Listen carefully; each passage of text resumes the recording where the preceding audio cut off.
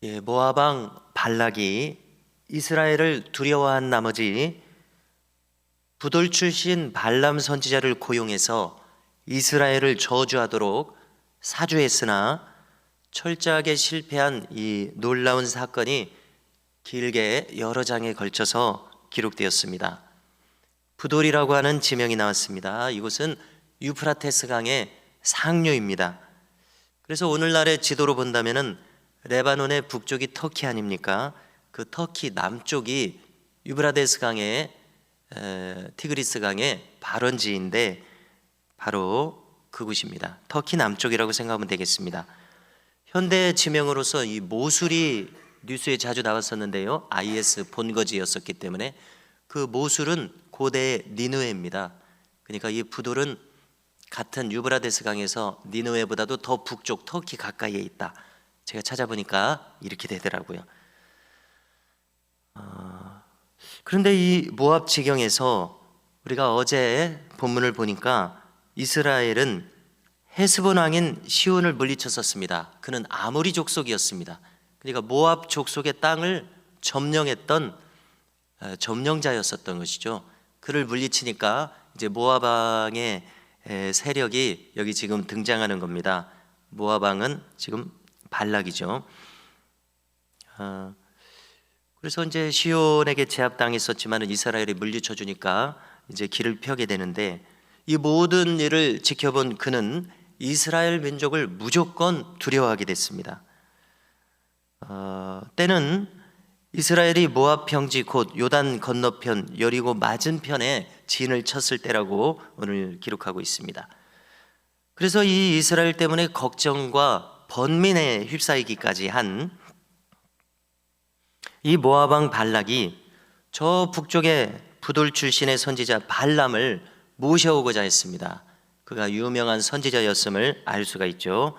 그래서 나라 밖에까지 가서 그를 모셔올 그런 상황이니까 얼마나 절실한 그런 모습이겠습니까?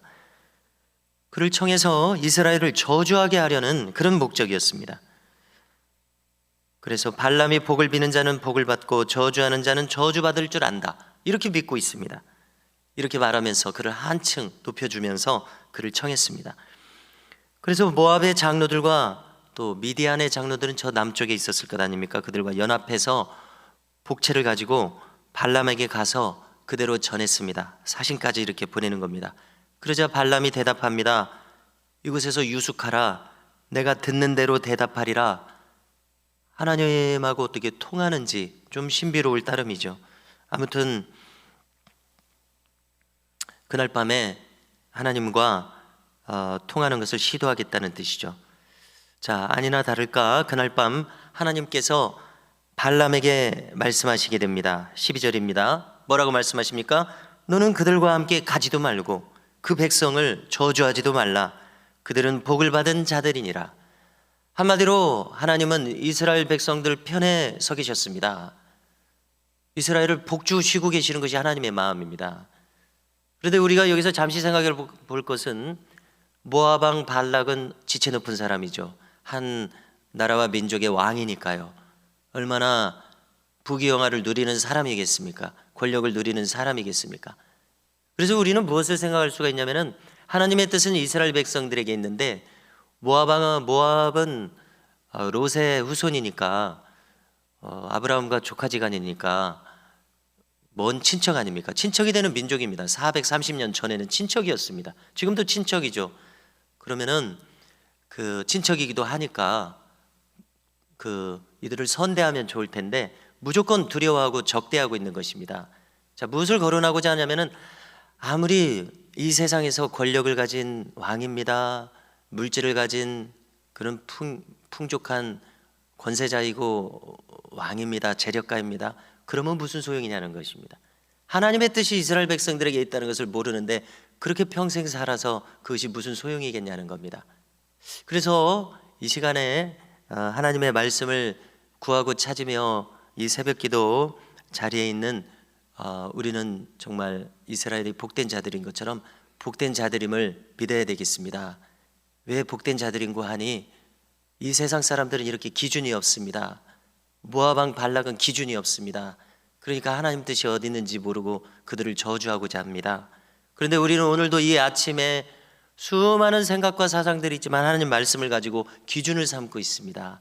그래서 참으로 복된 자리에 우리가 와 있다는 것을 다시금 깨닫게 되어서 거론하게 됩니다.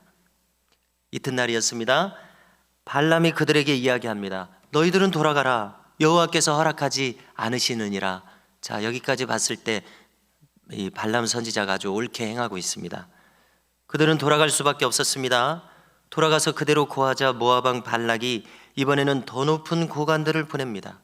더 높은 조건을 제시합니다. 연봉 협상을 하듯이 더 높은 연봉을 받고 싶어서 그러는가 보다. 그래서 더 좋은 조건을 제시하는 겁니다. 그대를 높여서 존귀하게 하고 무엇이든지 시행하리라. 저 백성을 저주하라. 그러자 이 발람의 대답은 18절에서 이야기합니다. 가득한 은금을 줄지라도 하나님의 말씀을 어길 수는 없느니라. 하나님을 두려워하고 있습니다. 그래서 이 밤에 유숙하라. 내가 여호와의 말씀을 들어보리라. 다시금 여호와의 말씀을 듣고 대답해 주겠다고 합니다. 그러자 하나님께서 임하셔서 말씀하십니다. 20절입니다. 그 사람들이 너를 부르러 왔거든 일어나 함께 가라. 그런데 하나님께서 좋아서 보내시는 것은 아니시죠. 지금 상황이 이렇게 흘러갈 뿐입니다. 하나님이 허용하시는 것이지 인정하시는 것은 아닙니다. 아무튼 그래, 그렇게 청하니까 함께 가라. 그러나 내가 내게 이르는 말만 준행할지니라. 이렇게 말씀하십니다. 이상이 오늘 본문의 말씀입니다. 이 모든 내용은, 이 내용의 결론적인 말씀이 한참 뒤에 나오는 24장 9절에 있다고 생각합니다. 다 아시는 구절인데요. 이 요점을 읽어드리겠습니다. 발람의 계속되는 이 2차, 3차 계속되는 예언 중에 결론이라고 생각되는 그런 예언을 합니다. 뭔가 하면은 너를 축복하는 자마다 복을 받을 것이요 너를 저주하는 자마다 저주를 받을지로다. 대단히 놀라운 예언의 말씀입니다. 어떤 맥락에서 이렇게 이야기하고 있습니까? 이것은 이스라엘 백성들을 축복하는 말이죠. 막 양으로 번제를 드리고 이렇게 그 모압 왕 발락이 요청하는 대로 다 했습니다. 높은 산에 올라가서 다 제사를 드리면서 지금 발람 선지자는 뭘 하냐면은 이스라엘 백성들을 저주하는 말을 막 지금 퍼부어야 되는 거거든요. 그런데 자기 입술과 마음을 자기 마음대로 주장하지 못하는 겁니다. 이스라엘을 막 저주하려고 지금 이렇게 하는 거예요. 그런데 저주가 나오지 않고 축복이 나오고 있습니다. 너를 축복하는 자마다 복을 받을 것이요 너를 저주하는 자마다 저주를 받을지로다. 하나님이 그 입술을 주장해 버리시니까 저주를 퍼붓고 싶은데 축복이 나와버려요. 너무나 놀라운 말씀이죠. 무슨 뜻입니까? 한마디로 이스라엘은 하나님이 함께 하시는 민족이다. 건들지 말아라. 이런 뜻이 되는 겁니다.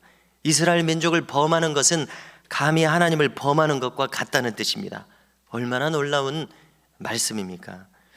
그래서 우리는 이 말씀을 영적인 이스라엘인 우리에게 적용할 수 있다고 믿습니다.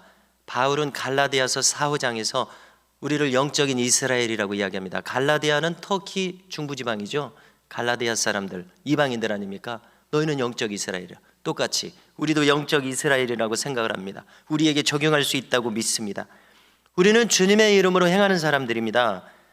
마태복음 18장께 주님께서 뭐라고 말씀하시는 대목이냐면 내 이름으로 이 소자 중 하나를 영접하는 자는 곧 나를 영접함이니라 라고 아주 힘없는 사람 한 사람을 어떻게 그를 대해야 하는지를 잘 알려주시는데 내 이름으로, 예수님의 이름으로, 우리는 예수님의 이름으로 행하는 사람들입니다. 즉 영적 이스라엘이라는 얘기를 제가 하고 싶습니다. 믿는 사람들은 곧 주님의 이름으로 행하는 사람들입니다. 곧 주님의 분신입니다. 주님의 전권 대사와 같은 사람들입니다. 하나님의 대사요 천국의 외교관들입니다. 우리는 영적 이스라엘입니다. 한마디로. 그러므로 이스라엘에게 붙여주신 이 말씀을 얼마든지 우리에게도 해당된다고 얼마든지 생각할 수 있다고 믿습니다. 우리의 믿음이죠. 조건이 있다면 하나님이 함께 하시는 사람이 되어야 한다는 것입니다. 그리고 이 조건이라는 우리가 믿음으로써 은혜로써 얻는 것이죠. 우리의 공로가 그렇다고 해서 개입되는 것은 언제나 아닙니다. 자, 다시 한번 들어보십시오. 너를 축복하는 자마다 복을 받을 것이요 너를 저주하는 자마다 저주를 받을지로다. 저는 이 말씀을 영적 이스라엘인 나에게 취하고자 하는 그런 마음이 있습니다. 여러분들도 어떻게 생각하십니까? 영적 이스라엘이라고 한다면 나도 얼마든지 이 말씀을 취할 수 있다. 우리를 복된 자라고 하시니까요. 존귀한 자라고 하시니까요. 한편 모압이나 암몬은 모두 400여 년 전에 이스라엘의 친척인 민족입니다. 신명기 2장 9절을 찾아보니까 너희는 모압을 괴롭히지 말고 싸우지도 말라 이렇게 말씀하신 대목이 있습니다.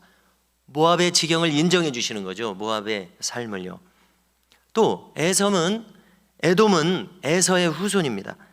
모압과 암몬은 롯의 소생들입니다. 그래서 그들과 충돌하지 않고자 했습니다. 친척 민족이니까요. 그러나 그들은 적대적으로 반응했습니다. 아마 속고 속이는 이 살벌한 국제 정세 속에서 믿을 수 없었기 때문일 것입니다. 두려움이 앞섰기 때문일 것입니다. 그래서 두려움은 언제나 조급함을 낳습니다. 여유를 빼앗아 갑니다. 올바르고 적절한 판단을 할 수 없게 합니다. 모압 왕 발락의 형편이 그저 이와 같았습니다. 성도 여러분, 성도는 하나님의 축복이 임하여 있는 자임을 믿습니다. 승리가 보장된 인생을 우리는 살아가고 있습니다. 각각의 형편은 다르지만요. 그러므로 오늘도 우리는 모든 두려움을 물리치고 범사에 감사함으로 임할 수 있기를 원합니다. 감사할 수 없는데도 감사할 수 있는 이 높은 믿음이 정말 우리에게 필요하거든요. 이 믿음으로 나아갈 수 있기를 주님의 이름으로 축복합니다.